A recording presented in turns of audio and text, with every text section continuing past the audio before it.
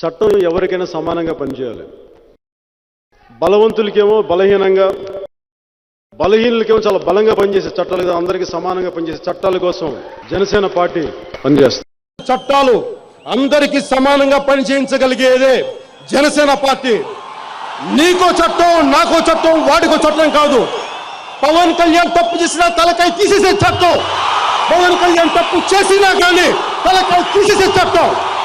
ఇలాంటి చట్టాల కోసమే, బలమైన అమలు కోసమే జనసేన పోరాడుతుంది.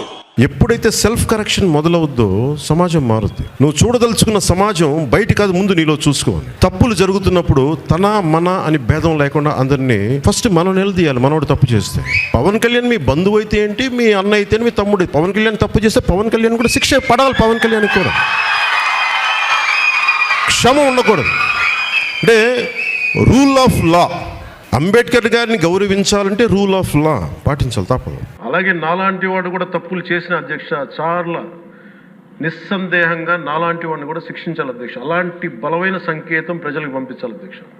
మేమందరం కూడా తప్పు ఎవరు చేసినా అది మనమే దాన్ని ముందుకు తీసుకెళ్ళకపోతే, నేను కూడా దీనికి సంసిద్ధంగా ఉన్నా. నా ద్వారా ఏదన్నా తప్పులు జరిగినా, అవకతవకలు జరిగినా నా మీద కూడా చర్యలు తీసుకోవాలి. అది let it be any kind of issue sir. అది నేను ముందు నా వంతుగా నేను మీకు తెలియజేస్తున్నాను.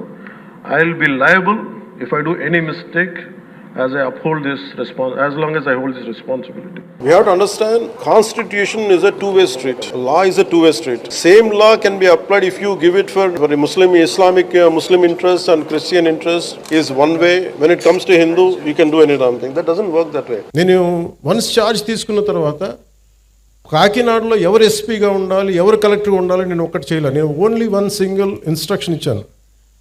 నాకు మీరు స్ట్రెంగ్తెన్ డెమోక్రసీ, స్ట్రెంగ్తెన్ ఇన్స్టిట్యూషన్, అంతకుమించి తప్ప నా దగ్గర నుంచి మీకు ఫోన్స్ రావు.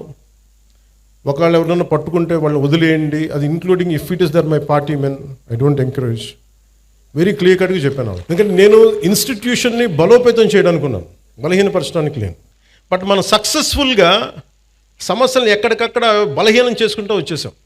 వాడు మావాడని ఏడిపించాడు, వదిలేసేయండి అని ఒక హెడ్ కానిస్టేబుల్ పోలీసులను వదిలేస్తే, ఎస్ఐఎల్కి చెప్పేస్తే సిస్టమ్ని ఇలాగే చంపేస్తాం కదా. సో నేననేది అందరూ కూర్చొని జెన్జీ అని కథలు చెప్తూ ఉన్నారు. I want you have to be responsible, you have to be account. భవిష్యత్తు మీదే.